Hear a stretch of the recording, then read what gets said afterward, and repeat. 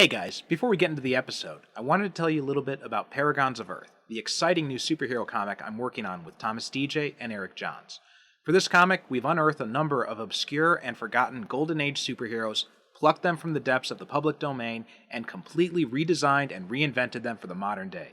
It's an exciting cast of characters, and we're throwing them up against the threat of a Lovecraftian apocalypse. It's got action, it's got drama, it's got alternate dimensions and alien worlds, and it's even got a giant shark in a Hawaiian shirt. What else could you want? But in order to make this comic a reality, we need your help. The comic is crowdfunding now, and you can help support it by going to crowdfunder.com/paragonscomic. That's crowdfunder without the e.com/paragonscomic.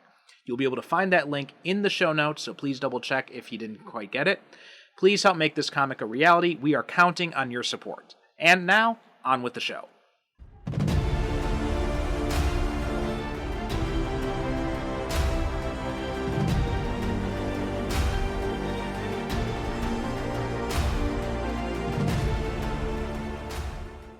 Maybe you should be our manager. Wait a second. Maybe you're just the kind of bizarro influence we need. Forget it. No more jobs here. I think you'd be a great manager. I'm gonna suggest it to the girls. I've given up trying to assimilate. I've got to get back to my own kind. Although, I have developed a greater appreciation for the female version of the human anatomy. Oh, Howard, you really are the worst. Come on, let's watch David Letterman. Come on. Okie dokie. You know, I got a feeling my life's really gonna change since you fell into a ducky. Yeah, well, I'm glad somebody's happy. If I could just get my career back on course, I'd only have the old standard worry left. What's that? Just can't seem to find the right man. Maybe it's not a man you should be looking for. You think I might find happiness in the animal kingdom, Ducky? Like they say, Dal, love's strange. We could always give it a try.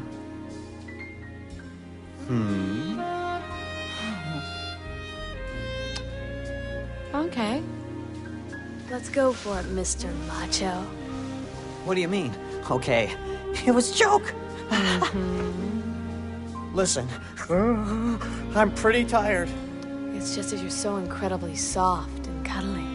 Bev, let's be realistic. I mean, my apartment's zillions of miles from here. You're 3 feet taller than I am. I just can't resist your intense animal magnetism. Whoops. Anyway, where will it all lead? Marriage, kids, a house in the suburbs? Let's just face it. It's fate. No, it's not. I've got a headache. And I got the aspirin. Be gentle. Just one good night kiss, sweet ducky. Come on, Howard. I was just kidding. Good night.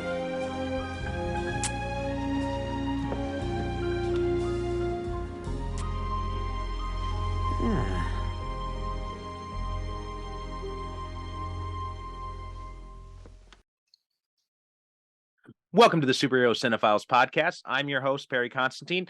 Welcoming back a returning guest who I'm very angry with for making me watch today's movie, and that is Nic Baldwin. Nic, how you doing?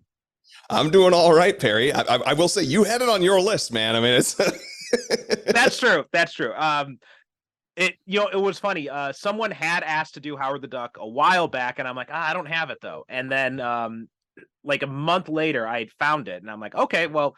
And that guy and I had lost contact, so I decided to just put it on the list anyway. So, I will that's say true. I did open the door. Yes. If it weren't for this podcast, like we could blame each other because I would have never had it on my list of things to get to. So, well, it's funny because we were talking last time you were on. We talked about Superman 2, and I was pointing out what a nice treat it was that you picked a movie that I actually enjoyed for once, and then you come back and you're like, I want to do this instead. I think when we first scheduled this, the response that I got when I gave you the answer to which one was, oh, so back to bad movies then. Exactly. All right, so if you guys heard anything in the background there for a minute, my son was playing with one of my daughter's toys, and she decided to push him. Oh, hold on. You got it. Okay, let's try that again. My kids are trying to kill each other right now, so that's always fun. This is what you got to look forward to in a little bit, buddy. I was just gonna say, yeah, if we go for a second, or if we ever Yeah. have some kids over, I'm sure, or not, kids will find a way to be disruptive, regardless of whether they have some other kid to be disruptive with. The hardest part is when they start walking, because it is so hard to keep an eye on them. Like, everyone talks about how the first few months, right? It's like, oh, it's so hard, but it's easy. They wake up, you feed them, you change them, you put them back to bed, and that's it. It's when they start moving around that it starts to become a hassle. Yeah, we have another friend that just recently had a kid that's, I think, like 9 months old now or something like that. Don't quote me, but anyway, they sent a video recently that was like, "We're about to be in trouble," and it was like the kid just almost able to crawl, reaching for something. Yeah. It's like, yep, yeah. For ambulatory, you're in for a treat. So, first time I saw Helena starting to climb over the baby gate, I'm like, oh shit. And then once they reach the size of anthropomorphized ducks, then you're really in trouble. Yeah. Which we'll be getting to today. But before we talk about too much of that, what have you been into lately? Anything that's grabbing your interest these days? Yeah, so I think kind of some of the typical stuff, been watching Bake Off with my wife, and we've been watching the Beckham documentary. That's been interesting. Just finished Loki last night. I was a little bit behind in terms of release schedules and things, but I still got to watch the last episode of that. I haven't had a chance to. So I kind of figured that might be the case. I know you and I tend to be on a later schedule. That we're no longer the midnight warriors who are like logging into Disney Plus, right when it drops or anything like that. Yeah. No, unfortunately not. Well, also a big part of it is just because I've had a bunch of podcasts scheduled this past week. So it's like every day I've had to be watching something different to prepare for the upcoming episode. So I haven't had a chance to sit down and watch Loki. I think it was this morning that you were messaging me about Howard the Duck, right? Where you were like, "Damn you!" Well, yeah, it was last night for me because I was it was sat down. I started watching it, and so obviously we are going to be talking about Howard the Duck, but and we got to the scene when there is the female duck bathing, and you see her duck boobs very prominently, and I'm just like, I looked it up on Google. I sent Nick the image, and I'm like, I can't believe you made me watch this. Oh man, yeah. There's lots to go with it. I will say, not to again, no, we want to try and go back to other things, but I remembered there was duck boobs, and when he's first like looking at a magazine and he kind of unfolds the centerfold, I was like, oh yeah, this must be that. That's not that bad. I mean, it's not like you see anything, and then 2 minutes later or whatever it is, you see the one woman bathing, and you're like, I was like, oh no, that's the ones. Yeah. I was not expecting that because I'd heard about the quote unquote sex scene, but I'd never heard about the duck boobs thing. So I was not expecting that at all. But for my part, what I've been into is, again, because I've been doing all these podcasts right after another. I don't have a whole lot to talk about, but last episode I talked about how I did see the Marvels, and it was good. It was a lot of fun. Okay. And I have not seen it yet, so well, it's a great there's a great mid-credit sequence. I think you'll be very excited about that. Hopefully it hasn't been spoiled. Stay off of social media, stay off of like the news aggregators until you see it, because they have been spoiling it. And I got the John Krasinski cameo in Multiverse of Madness spoiled because I was reading Google News and it was right there in the headline. like 2 days after it came out. I think I remember people having that problem too. I haven't had anything spoiled yet, knock on wood. Good. Yeah, I've been staying cautiously away from certain likely sources. So, but the other thing that I got to do was so the other day, like I think it was like 2 weeks ago, they had a sale on the PlayStation Store, and they had the Batman VR game for it was for like $2 or something. So I bought it, and I have not been able to use my VR. My PlayStation VR since before my son was born. So that's like over almost it's been like a year and a half, a year and a half since I've been able to use it. Just because whenever I take it out, the kids want to play with the cords, so it's Mm. impossible. With other Sure. video games, it's fine because the controllers are wireless, but the VR, it's got all these cables connected to it. The kids are always wandering around the room, so it's very hard to do it unless they're not in the house. So my wife had taken the kids out to the park or something, so I'm like, okay, good. This I can finally play VR for a change. So I loaded up Batman VR, and it was too short. Like, it was such a fun experience, but it was like, it's just like one story basically. It takes like, maybe 30 minutes to an hour to complete the story. But it was fun. It was a pretty cool experience. I mean, for $2, it definitely was worth the experience.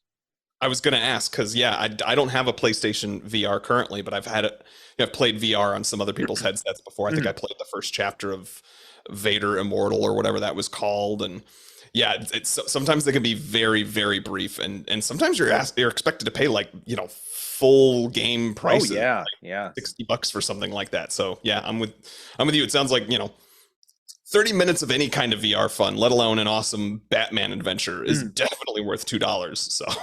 Well, I mean, the coolest thing, I think the coolest thing for me was when you're going down to the Batcave, because and you suit up as Batman and everything, and then when you see the cave all around you, like, that was really cool. That was a really cool moment. Is there like a moment when you're lowering the cowl on over your eyes too? Yes. In fact, there's you have to put on the gauntlet. There's like this automated bat suit thing that comes up, and so you like grab the symbol, you put it on your chest, and it like puts most of the suit on. You grab the gauntlets, and it loads them up. And then that shows the cowl, and you pick up the cowl, you turn it around, you put it on, and then a mirror comes down, and you see Batman in the mirror. That's awesome. It was cool, and it was a pretty cool prologue to Arkham Knight. Okay. And there are lots of little like collectibles and stuff like that you can get throughout the game, which I haven't done all of them, but I've done some of them. And the story was a nice prologue to Arkham Knight. It kind of fills in some gaps in the story, or at least makes things a little bit more clear for what happens in the story. So it's basically when he finds out that he's been poisoned by the Joker, and he's like being infected by the Joker virus. So that's kind of what the story is all about. Interesting. Yeah, it's been years, but I really enjoyed Arkham Knight. So I don't remember the details of the storyline, but I remember really liking it. Yeah, I like, every now and then I'll fire it up again, and it's a lot of I still got a problem with the tank stuff, but other than that, like the Batman portions of it are just so much fun. Yeah, I completely agree. But yeah, the VR stuff, it's fun, but it's very cumbersome to use sometimes, especially when you have kids. You got to have the room has to be really dark too for the camera to work properly too. So that's another thing that can be kind of challenging, because we've got these big windows right by one side of our room. So when you're playing things that are non-VR, have you gotten a chance to play the new Spider-Man game yet? No, I have not, because that's PS5. So I don't have a PS5 yet. Oh, yeah. Okay. But yeah, I keep checking the sites, and it's like you can get a digital used version of the PS5 now for about it's probably about like $450 American. It's like 50, it's like just under 50,000 yen. So that's probably about like $450 in US dollars. Wow. So it's not quite where I want it to be. I want it to be lower, but I've been watching it. So yeah, I think that's what I got in a bundle from it's about that I paid. I think it was 500 with the bundle total. Oh, okay. That, but oh, this wow. was, you got a good deal then on that. yeah. That's why I'm like, I didn't, and I know it was back when it was still tough, because part of the reason I got notification on GameStop as a member or something like that. So, well, I didn't mean to stir up ill feelings that night. No, not at all. Not at all. It's another problem too is just like, it's so hard to find the time. Like I figure once the kids get into preschool, and once I finish this comic book project, then I'll have more free time to actually, get into gaming a little bit more again. Yeah. And how long have you extended that for now? It's an indefinite extension for the comic book project. So yeah, it's people can donate. That's one of the nice things about crowdfunder is you can make the campaigns run, and they call it extended time, and they just say like, whenever you want to finish it, you can finish it, but you can keep it going as long as you want. So, and then if you do want to end the campaign, you can also transition the crowdfund into a store, so people can still go there and buy stuff even if the campaign is over.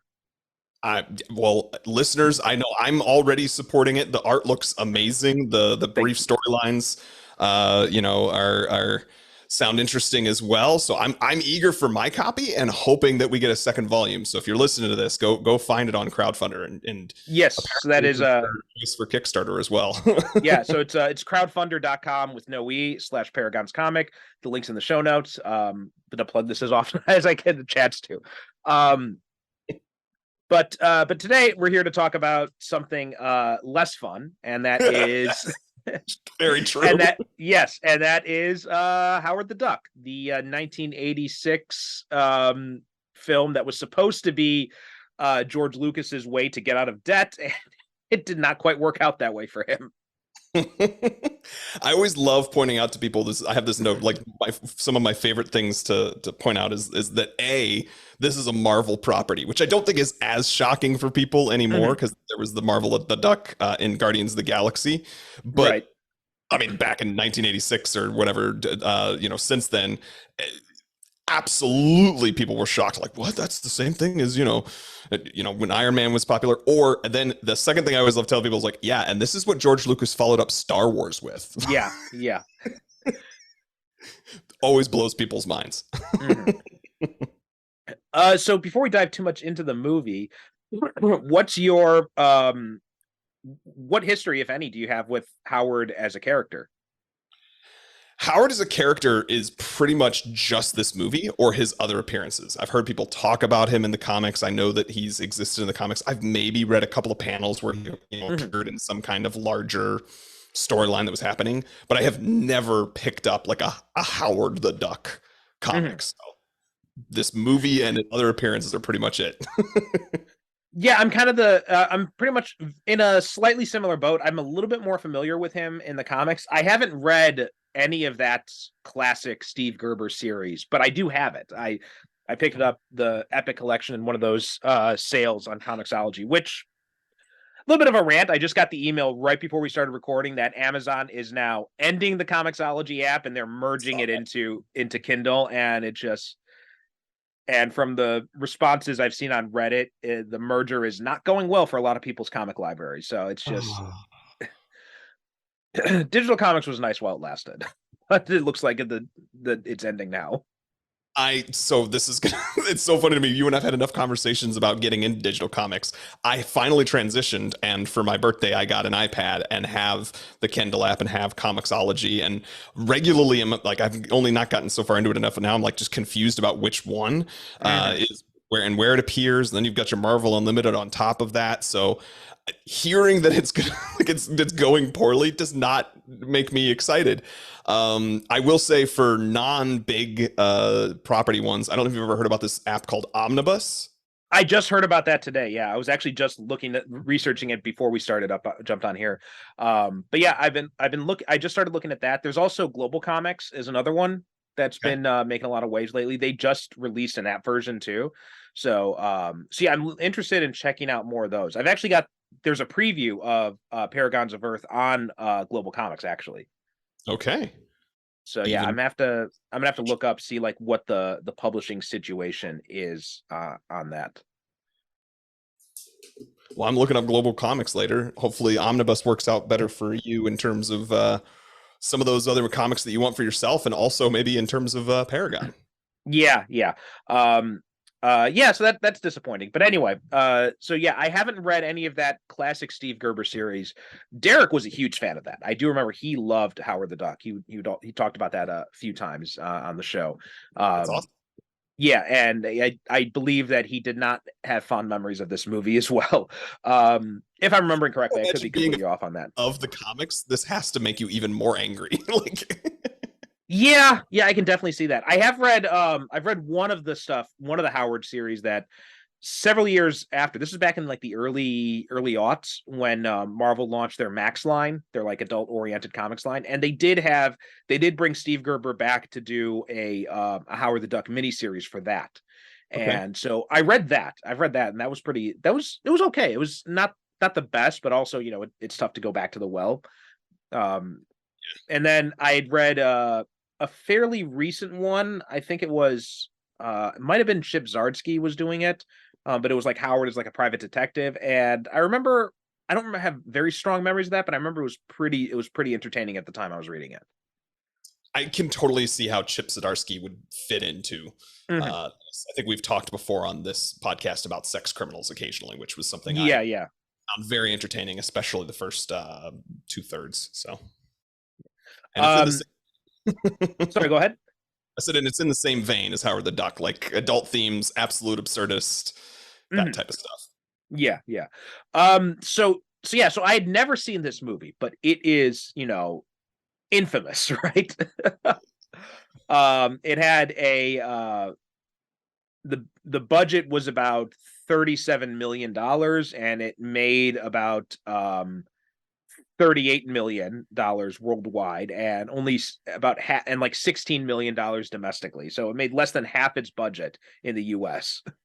And just barely broke even, it looks like. Yeah, was not a big seller.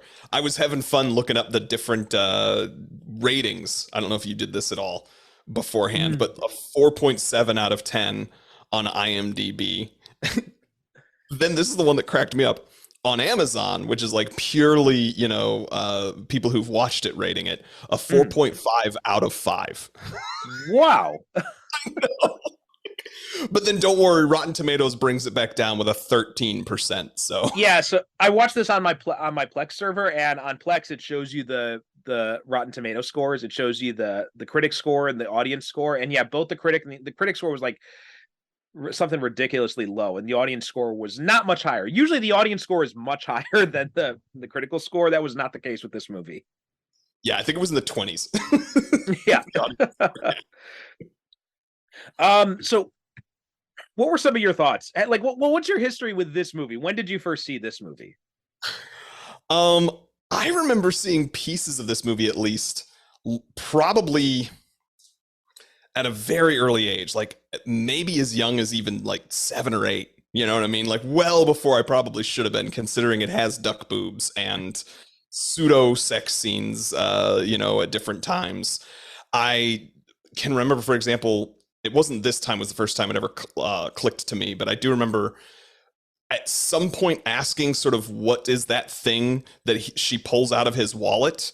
And then in one of my previous watches since then, when I was young, I know what a condom is. Like, but it was something I was watching it at an age where I had no idea what that was. And so that gives you an idea of like how long this has been. I realized as I was rewatching it this time, from those early memories, I only have bits and pieces and glimpses. Like I remember the diner scene really heavily, so it might have been that's like one of the only things I really watched. But I just remember the imagery, and I remember being impressed by, and this is still true, the puppetry and like the sort of craft, which is a very George Lucas thing for that to be a case more so than lots of other pieces. But yeah, other than that, it's just kind of like I've like a lot of memories of it being like that guy in this movie, because you've got Jeffrey Jones, who plays like the eventual villain, which to me was that guy from Ferris Bueller. Yeah. Scandal noted with him, by the way, but whoa, really? Oh yeah, I will let you and your listeners Google it, because I don't want to be like speaking out of turn or just literally Google his name with the word scandal, and you'll see what pops up. It's a little bit older now, but I think that's part of the reason. Oh yeah. It's right on his Wikipedia page. So yeah, pleaded no contest to soliciting a minor to pose for nude photographs, and subsequent arrest for failing to update his sex offender status. Oh, Jesus. Oh, I didn't know that he had the subsequent arrests. I just knew of the sort of original pedophilia and being but also, Tim Robbins in this too. And that was the second one I was going to say, is I think somewhere along the lines I knew Tim Robbins' face, and so it must have been like, because I also saw Shawshank probably earlier than I should have, but in my head, like I remember that guy from Shawshank was what Tim Robbins was to me. So that's kind of like my memories of this movie. Oh, and you can't. I mean, Leah Thompson is like a goddess who can do no wrong, even in this movie, even though she may or may not do wrong in this movie, but she can't, that girl, so to speak, from Back to the Future. So it was one of those movies for me. Yeah. So yeah, jeez, this movie. You know what? One of the things that drives me nuts about this movie is that it's the first half of it. Actually, it's not bad. The first half is actually not too bad. I think the biggest complaint I had in the first half was Chip Zien as Howard, as the voice of Howard. Like that voice just doesn't fit my vision of Howard. I think you need someone more acerbic, and someone who's a little bit more has got a little bit more of a harder edge to their voice. Okay. Who can pull off sarcasm a lot more. I mean, he gets a little bit better as the second half moves on, but still, like, I kept feeling like you need someone, I guess kind of like a Robert Downey Jr. type to do that kind of role. Like, you need someone who's got that kind of like acerbic wit about them to really pull off Howard's character. Yeah, sort of a quiet confidence instead of and it's no criticism of this voice actor and anything else they've been in, but at least how it's played here is a bit sort of like a whiny, you know what I mean? Exactly. Yeah. Yeah, and it's I get maybe they were trying to make it sound like rah, like the quack of a duck, but it's not at all a sort of likable sound, and there's certainly not a protagonist that you find yourself just innately wanting to root for. Right. Oh, but funny thing, do you know who was originally cast as Howard and who quit after production had started? I don't think I do know this. Tell me. Robin Williams. No. Yes, Robin Williams was originally going to be the voice of Howard, but the way that the duck's bill moved, like it was too slow for like his usual type of speech, and so he wasn't able to like really kind of get the kind of effects that he wanted to do, the kind of voice that he was usually doing. So that didn't work out so well for him. So he ended up leaving production. And then after that, they called up. So on set, they'd had the puppeteers was actually doing the voice on the set. And then later they brought in Chip Zien, who had auditioned but didn't get the part at first. And then they brought him in after the fact to dub over the dialogue. That is mind-blowing, and it totally makes sense in terms of like, because the Chip Zien fits the bill movement quite well, so much so that I assumed it was done that way, that it's that somebody was speaking the lines on set and then the voiceover was completely separate, because it is clearly meant to match that. It also makes sense though that like Robin Williams would have sounded way better, but his sort of cadence and the fact that he kind of like talks and big and then slow and then also like really quick, and it would have been virtually impossible to try and do with that particular part. So, well, I'm also not sure if Robin Williams would have been the best choice for Howard. I think he's a little bit too over the top. I mean, I know he can do more subdued. He was able to do more subdued stuff as well, but I think at this point in his career, I'm not quite sure if he would have been the right choice for that. I could understand that too, for sure. He's definitely got more just confidence that absolutely smoothness to his speech. Although, funny story, this movie actually kind of in an indirect way led to the creation of Pixar. I do think I know some of this, that there was go ahead. Because George Lucas, he just finished building Skywalker Ranch, and it was like, $50 million. And this movie was intended to get him back into the black, and, it completely bombed. So he had to start selling off assets. And so Steve Jobs offered to buy Lucasfilm's CGI animation division. And the price was well above market value because him and Lucas were friends. And Lucas was, it was such dire straits that he agreed, and that division eventually became Pixar. Yep.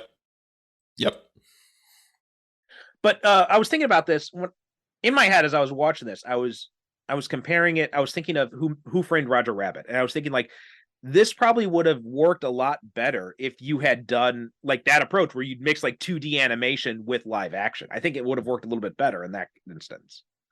Yeah, I would never have actually necessarily thought of that, although I mean, like Who Framed Roger Rabbit came up as the very next thing that my TV was recommending to me, because I think it's that same vein of sort of a fish out of water tale of someone coming from a different world type of thing, and paired with someone else and trying to uncover the mystery and all that jazz. And I do think that would have been better. I think that it might have been more difficult, I guess. Not really George Lucas's thing, you know what I mean? He tends to want to try and make it as realistic looking as possible, which is, Yeah.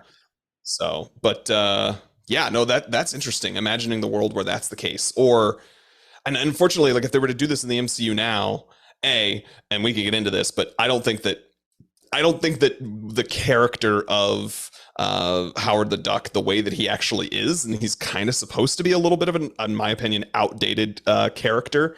Without there being an update, he doesn't fit in a modern movie. But even if he did, I would wish that they would not do the CG that they've already done where they look realistic. I think doing something cool like that, where it's like, well, they're from an alternate universe, basically, or at least an alternate planet, like whatever, Yeah. make it look animated, make that would have been really pretty cool, actually.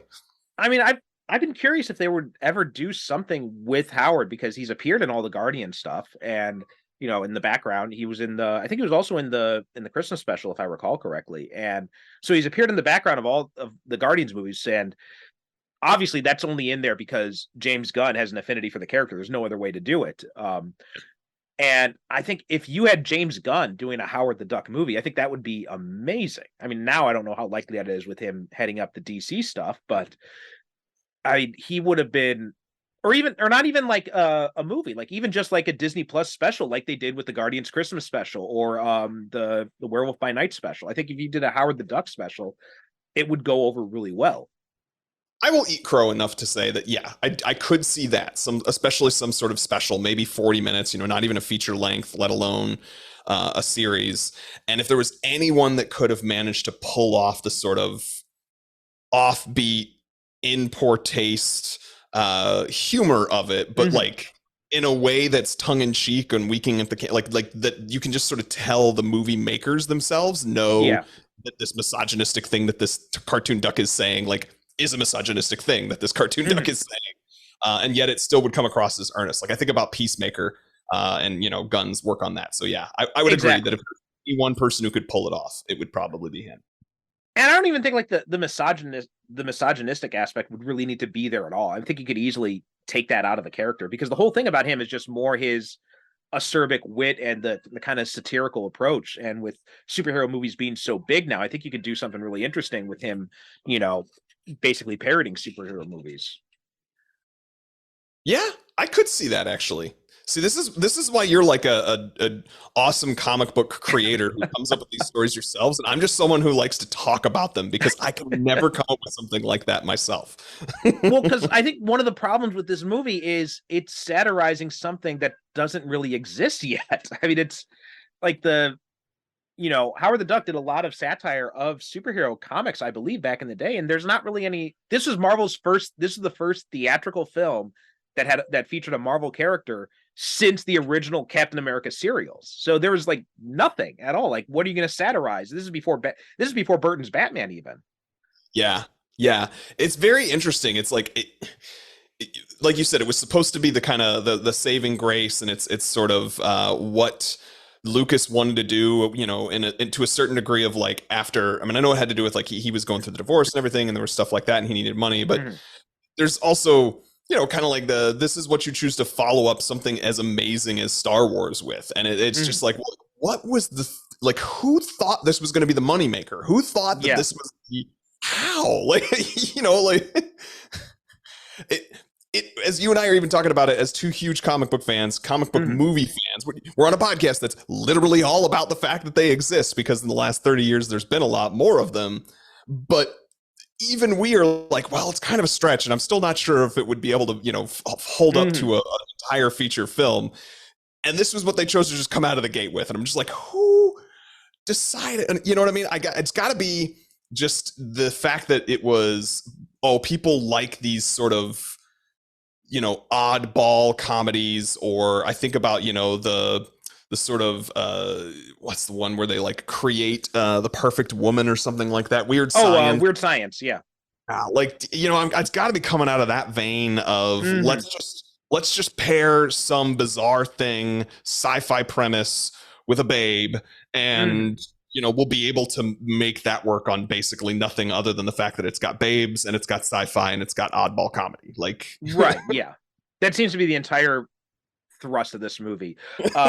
In fact, one of my favorite reviews, I'm looking at Letterboxd. There are the this one review, I think this is the best one. If you just imagine how many people in Hollywood had to sign off on a talking duck movie this horny, the whole thing gets a lot funnier. I totally agree. And even though I have seen this since I was younger, I can't remember the last. Like I've probably seen this maybe in full 3 times in my entire life, including the one that I most recently watched it for. But somewhere along the line, I always forget how horny this movie is, because it is all horny all the time. I mean, I will give it credit. It is not as horny as Batman Forever. I think Batman Forever gets the Oscar for horniest movie ever made. I don't know. I'll have to go rewatch that one. I do know we've got bat nipples and you've got Jim Carrey in a leotard. Oh my God. Go back and listen to the episode we did with Mark Buskett talking about Batman Forever. It is super horny. It is extremely horny. Every character is horny for something in that movie. But yeah, well, but going to this movie though, I mean, like you mentioned the condom scene. You know what I kept thinking about that the entire time I'm watching it? I'm just like, there's no wrapper on that condom. Is this a used condom he's keeping, or does he just keep unwrapped condoms in his wallet? I had no idea. This is how weird this movie is. I'm thinking about the logistics of a raw condom in a duck's wallet. Well, and that's where I say, like, it's supposed to be either some commentary, I think, on him being kind of a womanizer, because there's also, when we first are introduced to Howard, you're listening to, some, what's the word I'm looking at, like answering machine message with some girl that's, all about him. And then it shows him reading a postcard from someone with a different name. And it's like, oh, Howard, I love you so much. So that's the other thing, is like, they've set this character up to just also when Beverly's looking in his wallet, there's a picture of him at the beach with 2 other duck ladies. Yes. And so you've set him up as this like weird, horny character, I have something to come back to the condom thing too, but it's so bizarre then that when he does finally have a chance with her, he like freaks out and is like afraid to do it. It's like, dude, you've set this character up as being someone who clearly pulls tail, and now all of a sudden he's afraid of it after having made all these innuendos. But like, I think that the kind of person pulls tail is. It took you a minute to catch that one. Oh man, and also the number of like duck and bird puns. Like there's so many times people are like bird brain or just so many comics, or like the I assume you saw the Breeders of the Lost Stork. Yeah. It's such a great, just ridiculous, terrible Easter egg at the beginning. And the kind of thing I think is supposed to be like he's the kind of guy that would have just like a loose condom because he's always ready, but he's always dirty too. You know what I mean? And I'm like, if that's a message you're trying to send, that is against so many of the other things that you've done to make him a likable character. And it just doesn't fit. And the only other thought I had about it is when you make me think about duck penises, I think about the fact that they are barbed, and therefore, how does that condom work? You made the point about the barbed duck penis, and that made me think of were you a Supernatural fan? No, never did get into that one. Okay, so I love the show, and there's this one scene where the angel character Castiel, who came in like season 4, I think, and like there's this one point where he'd like kind of gone crazy, and he was like in this mental asylum, and then he was talking to Dean, Jensen Ackles' character, and he just makes this random comment, and he says, "Did you know that a cat's penis is barbed along its shaft?" He's like, "I happen to know for a fact that the females were not consulted about that."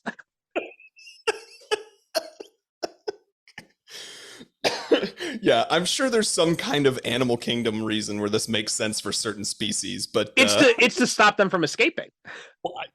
Right. That's literally what the purpose is, because they can't escape then. Oh man. Oh yeah. But yeah, that sex scene was so weird then, because it felt like they were doing like, okay, well, this is an adult movie, we want to show them being intimate, and he's like all horned up, and at first she's like, oh no, we can't, and then she starts getting into it, and then he's like, oh wait, I was just kidding. I'm just like, it feels like they were filming that scene, and someone from legal was standing on set, and it's like, wait, what the hell are you doing? You cannot have bestiality in this movie. So then they had to, all right, quick, rewrite. Yeah, I had the thought too of that. It sounds like maybe like as they were writing it, that's what happened. Is like you could just see two people back and forth, and like, oh yeah, and then this happens, and then this happens, and then they're like, oh, we're both getting a little bit too turned on by this stuff. I was just kidding. You wanted to take it this far, like. It's absurd, but it also, again, it's one of those many places I think where this movie is inconsistent. It's just like, yeah, I get it. Okay, you want to be the adult movie, like you don't have to show anything. They even have the like silhouette setup where it's like, okay, exactly, only show anything through there. You know what I mean? You know what? Lips on his duck bill.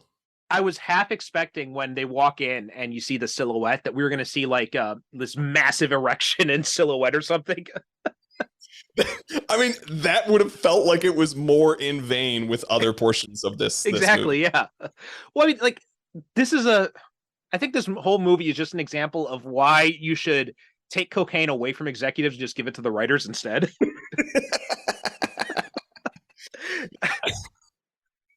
I mean... And again, another Letterboxd review.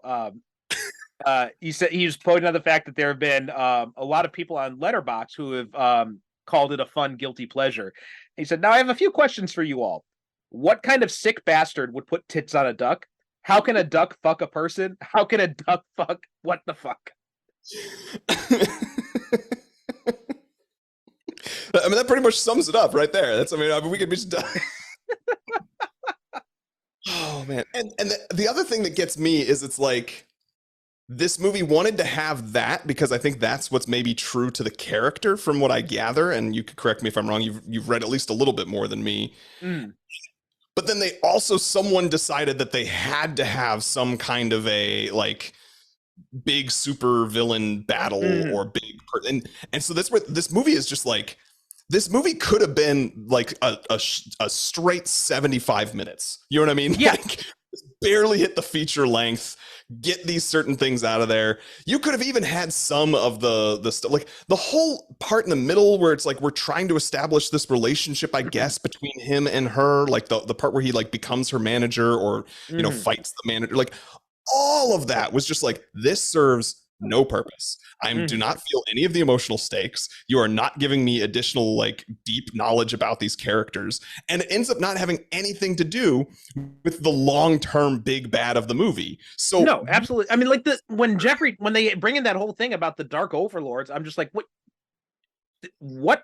Where did this come from? It just seems to come completely out of nowhere. It is totally incongruous with the rest of the movie, because I think what this movie would have been best served is if you just did it as like a wacky 80s comedy about this anthropomorphic duck landing on Earth and how he deals with being on Earth. And in fact, if you made the story about like him becoming her manager and like the trials they go through, I think that would have been a lot more entertaining, and it would have been a much better way to use Howard the Duck for satirical purposes. I completely agree. I mean, especially in the 80s when you had the commercialization of music and everything. You had the punk scene in the background too, as like this response to it. All of this stuff, it is perfectly set up for all that stuff, but it's as like in a way kind of like a counterpoint to the whole greed is good thing from Wall Street, and I think that it could have been such a better, but one of the problems too is you got George Lucas doing this, and George Lucas is not really big on, I don't think biting social satire when I think George Lucas. Yeah. I think spectacle and cool effects when I think George Lucas. Yeah, cutting edge stuff when it comes to that, which is so fascinating to me because he's also obviously the sort of original architect of what is one of my favorite worlds and story places.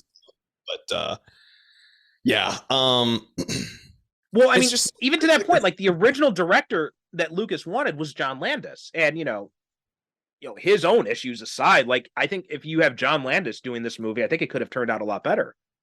Yeah, I agree. I completely agree that I think it would have been more of sort of his sensibilities. I wrote down the director's name at some point, but I don't think I really recognized him from much when I first looked at it. No, I didn't recognize his name either. But yeah, it was directed by Willard Huck. I'm not sure I'm pronouncing that right, but it's funny that it's funny that they get a guy whose name rhymes with duck, it looks like. That's probably why he got the job. Well, he was married to Gloria Katz, and she was one of the producers on this film. So I wonder if that's probably why. But yeah, I don't see a whole lot of stuff on here. I mean, he was a writer on American Graffiti. It looks like he was mostly a writer. He was one of the writers on Temple of Doom. Gotcha. And then he directed Messiah of Evil, and he directed a movie called French Postcards, and then Best Defense, and then this, and then nothing else after this, really, other than no, that's all he did. Just directing those four movies. So this must have been like his friend within his social circle who knew him from writing on other projects together. Right, yeah. I mean, he was married to Gloria Katz. He had worked with Lucas on American Graffiti. He had done some rewrites on Star Wars as well. So yeah, I think that's exactly why.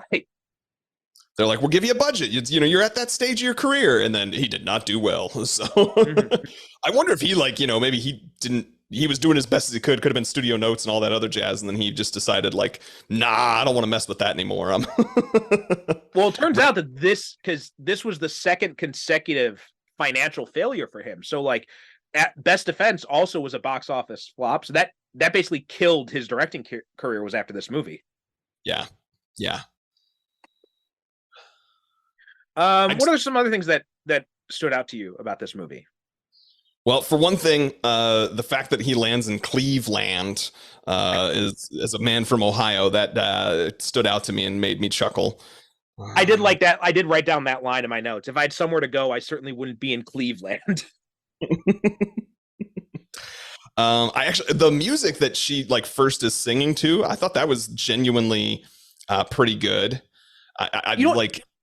Honestly, that Howard the Duck song at the end slaps. Pretty banging. Yeah, I was getting into that. I'm like, okay, this is not that bad. I kind of like this. Yeah, I think my wife and I watched it 2 or 3 nights ago, and all the while we were getting ready for bed, and then when we woke up the next morning, we're just both like, Howard the Duck. Mm-hmm. But yeah, it gets stuck in your ear, man. It does. Yeah. It was not a bad. The music was not bad, especially for the type of the era it was made in. Let's see. What other notes do I have? We already talked about it's very impressive.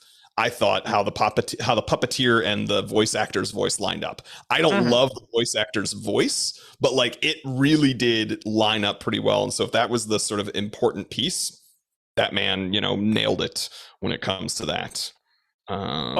Apparently, also other people who'd auditioned for the voice, John Cusack and Martin Short. Wow, Martin Short. Martin Short would have been. I think he might have been able to pull it off, but I think John Cusack actually could have done a pretty decent job at that. You think about him in High Fidelity, I think he would have probably he probably could have done something like that in this, and I think it would have worked, at least better than Chip Zien worked. Yeah, I could see that sort of. Yeah, exactly. And he's in a little bit of that talking to camera sometimes. Yes. At least. Yeah, exactly. Yeah, I could see that. Okay. We've already talked about the horniness, but one of my notes here about I never understood how many when I first watched this movie, I never understood how many sexual references there were, and some of these, some of these we've not mentioned, and one of them at least makes me think of something completely new. But the duck condom we've talked about, the sex scene that's almost there, but with the hair feathers. I didn't really know what an erection was the first time I saw this movie, so didn't get that. And I also, the whole hot tub sequence, which brings me back to things that didn't need to be in this movie. We have this whole 20 or 30 minute section where he looks for a regular person job. And that includes him getting a job working at a hot tub place that is slated. I don't know that this, even in the 80s, ever existed. This that you go to that everyone sits in a hot tub and they're all running around making out with and clearly having sex with each other.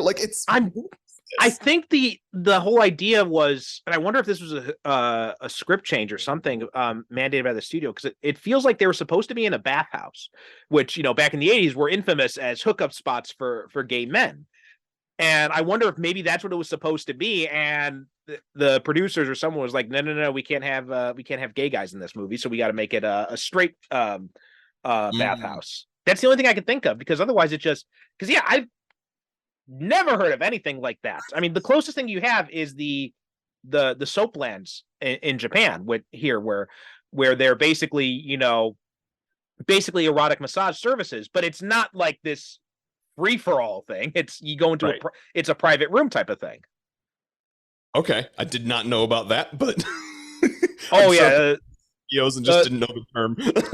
The topic of prostitution in Japan is an interesting thing to look into, because it's a very very interesting way that they utilize very effective use of loopholes in the law there. Interesting. Yeah, but I mean, that is what it feels like as a brothel. I mean, it feels like a brothel. It does. It totally feels like that. And so I'm just like, and also too, like, clean up the hot tubs. Like, how is if it is a brothel, why are they looking for people through the unemployment office? I feel like that would get you in some legal to some legal situations. We're gonna have this government agency be the ones us people to work for as an illegal or operation.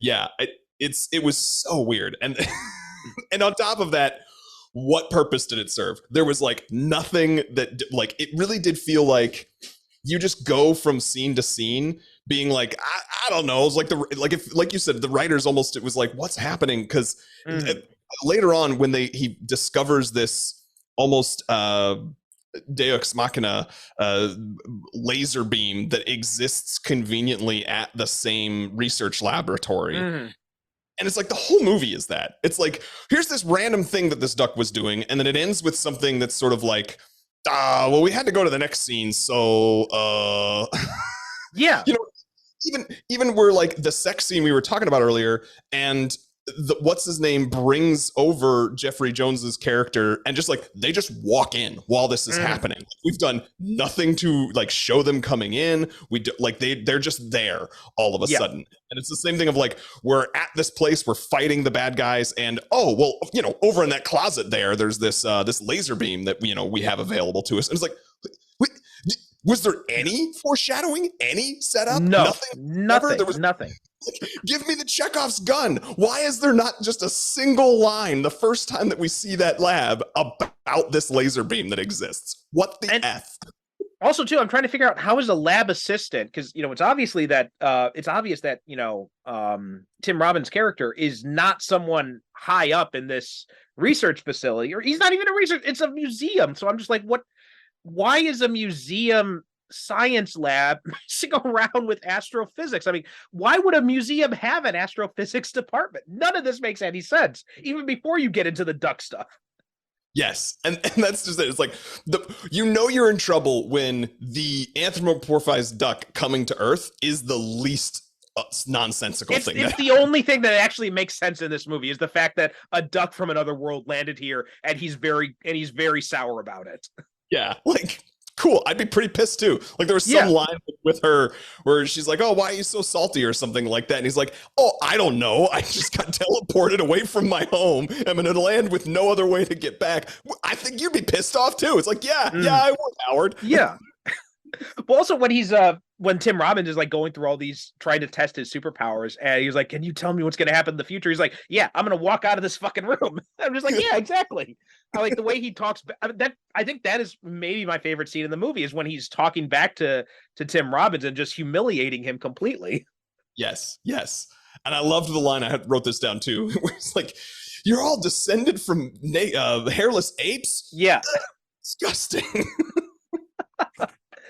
I mean, that's what if they had more of that in the movie, it would have worked a lot better. I'm like, even the whole idea with him like trying to find a job and all that if that was more of the focus of the movie, I think it would have been so much more entertaining than this stuff with these space alien, I don't know, they're space demons or whatever the hell they are, and they've got these weird tentacle things. And that, speaking of that scene when the tentacle comes after Beverly, I'm just like, That was genuinely disturbing. I wrote that down too. Yeah. Where he like plug it in. I was like, oh my god, this is like some shit out of the thing.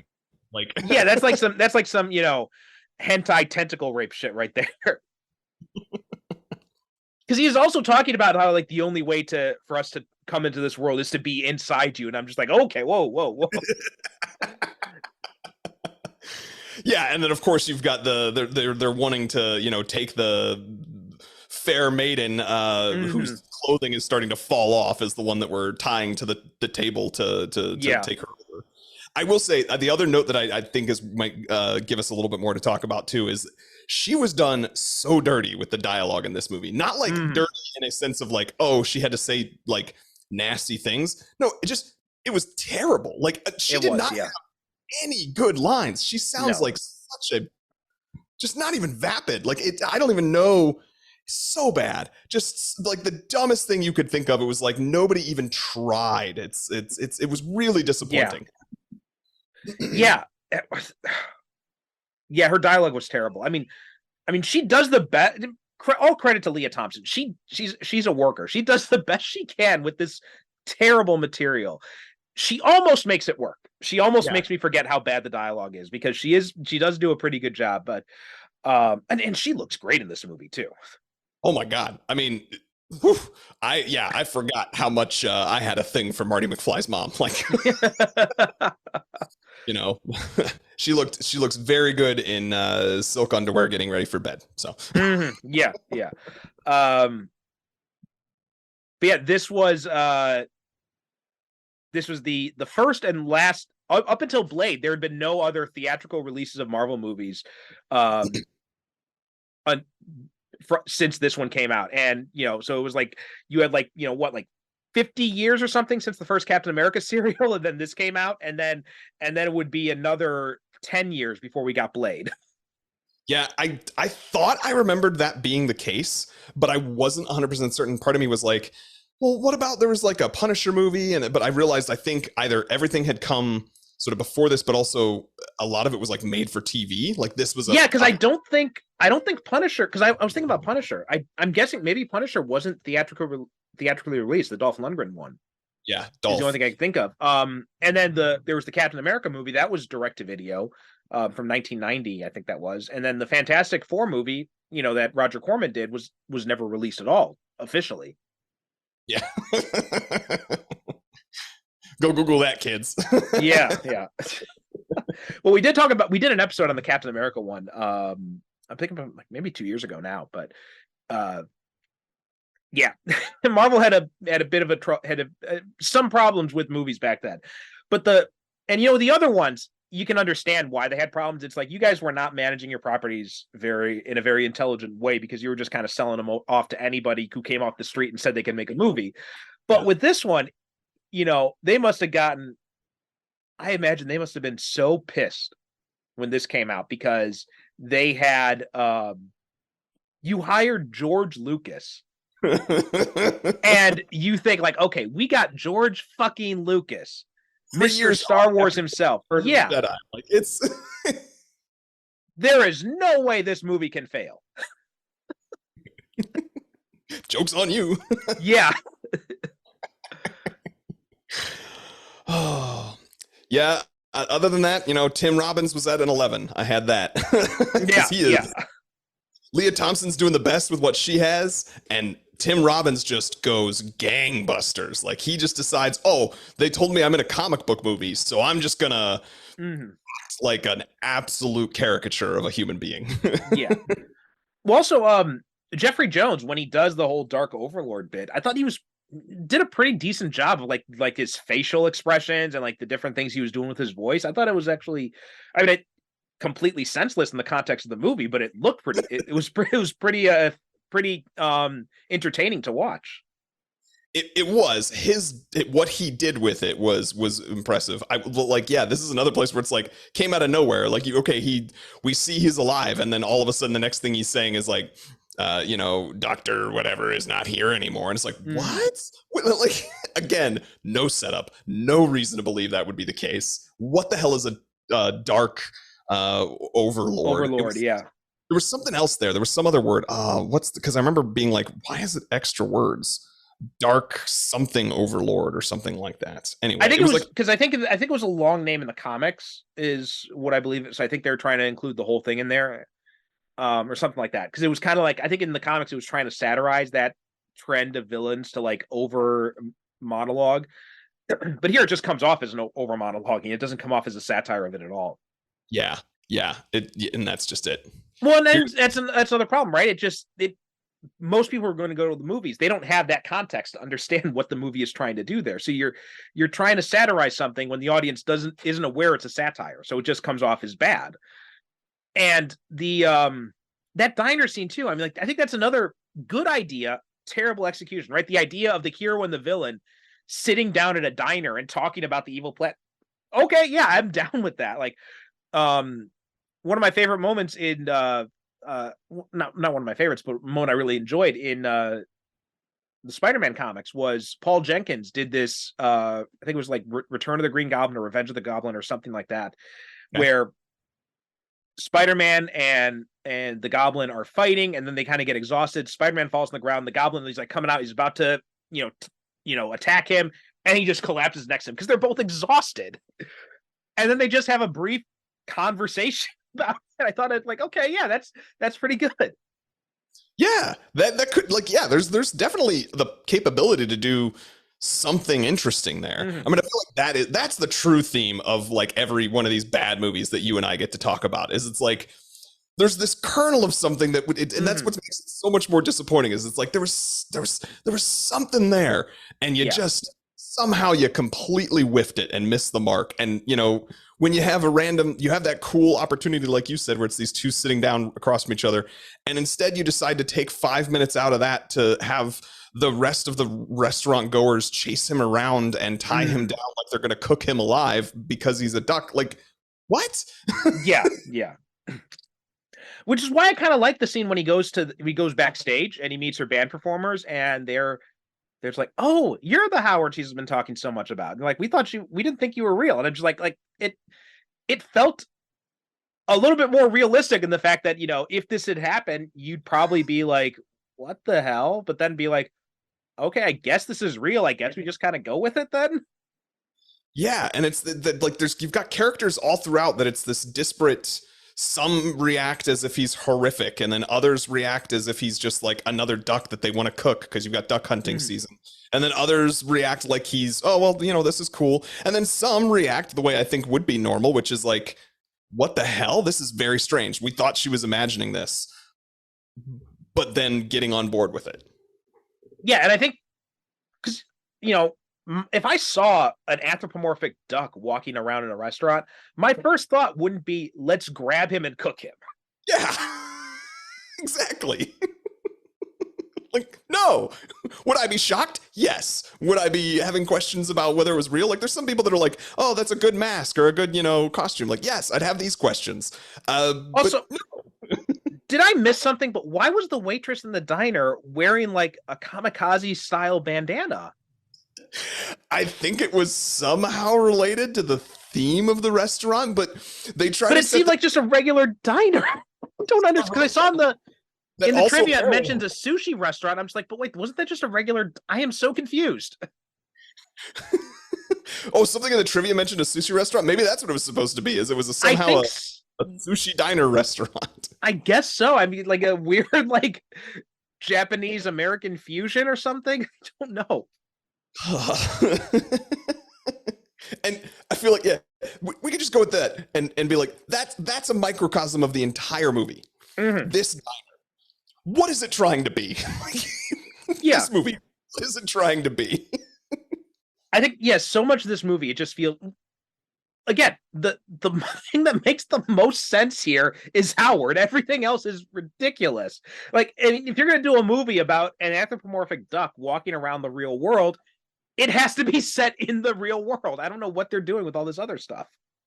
Yeah, if they had somehow like had another twist at the end where you find out just as things are about to close that it's not even really Earth, that somehow like we think it's Earth, but it's some alternate version or some another planet that's very similar to Earth but is offbeat, that would have seemed more believable.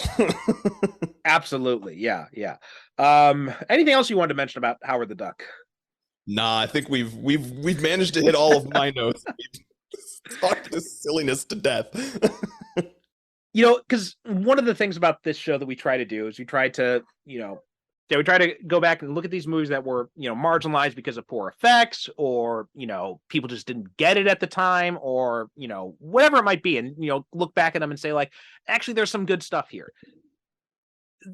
I don't want to say this is absolutely not one of those movies, but it's not completely one of those movies, right? There's some interesting stuff here, and there's some things that do work in the first half, but once you get that weird tonal shift with the Dark Overlord, it turns into a completely different movie, and nothing fits together anymore, and it just becomes an absolute snooze fest after that. Yeah, I would say, like, because I always think of it in terms of percentages, like if you could capture everything that makes a great movie, a lot of the stuff you and I've covered especially is like those movies that were 80%, 90% of the way there, but then just were missing some element. They didn't quite hit the mark. This one is the exact flip in that there's maybe 20, 30% maximum of like good movie here, and the other 70 is what the hell? Yeah. And it's not even the stuff that you would, because I thought like the most ridiculous, again, I thought, it would have been going to this movie. My impression is that what makes it so bad is the bad animatronics and all that stuff in the duck suit. But it's like, that is not the worst part of this movie by any stretch of the imagination. Yeah, no, not at all. In fact, I would argue for the time it was actually pretty good. So no, yeah, absolutely, yeah. All right, well, I think that does it for Howard the Duck. If you're curious about watching this movie, I say just go and buy the Steve Gerber comics instead and just read those. But anyway, Nick, good having you on again. Why don't you tell people where they can find your stuff? Yeah, so my wife and I host a podcast called In Love with Movies.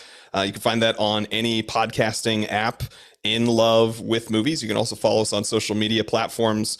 I think we exist on all of the ones that are happening right now, although God knows how long any of that's going to last. Yeah. It's at the letter N, Love with Movies, all spelled out. So we talk about love and relationships, and we have guests on to talk about it. Perry's been on with us in the past. And then we, use a movie to kind of get to know each other, because movies are sort of my love language, is what I like to say. You can also follow me at Nic Loves Movies. That's N-I-C Nick, L-U-V Love. Nick Loves Movies on any social media platforms. And you'll see me, sharing those things that we do for our podcast there as well. And fingers crossed, Perry, we'll get Danielle on here sometime soon to discuss something with superhero wise as well. Absolutely. And if there's something else on that's not on the list that she'd want to talk about, just let me know. And as long as we haven't covered it already, I'm sure we can find a way to get it. But yeah, that does it for this episode of Superhero Cinephiles. SuperheroCinephiles.com is the website. Super Cinema Pod on the socials, which mostly means Blue Sky and Instagram. Stay off X. Don't give Elon Musk any money or clout or anything like that. And also the comic book, again, crowdfunder.com/paragonscomic, crowdfundernoe.com/paragonscomic. Please help support the book. Please go buy the book. It's having a lot of fun working on it. And by the time this episode comes out, it should be available completely. So anyone who backs the book will definitely get a copy. It's not one of those cases where if it doesn't meet the funding goal, it will not be released. It's still going to be released. So we're just trying to raise enough money to be able to pay the artist and my co-writer on it. So that does it for this episode. Thanks again for watching. Thanks again for listening, and we'll talk to you next time. Thanks for listening to the Superhero Cinephiles podcast. Superhero Cinephiles is produced by me, Percival Constantine, with the support of Zencastr. The show is created by myself and the late great Derek Ferguson, our host emeritus. Visit us on the web at superherocinephiles.com to listen to past episodes or find out how you can be a guest yourself. Support the show by visiting our advertiser links or click the Buy Me a Coffee link on the website to make a one-time donation. You can also support us by visiting crowdfunder.com/paragonscomic. That's crowdfunder with no e.com/paragonscomic, and help support my superhero comic book, Paragons of Earth. We are Super Cinema Pod on both Instagram and Blue Sky, so please be sure to follow us. We'd also appreciate if you could rate and review the show on Apple Podcasts and share us with your friends.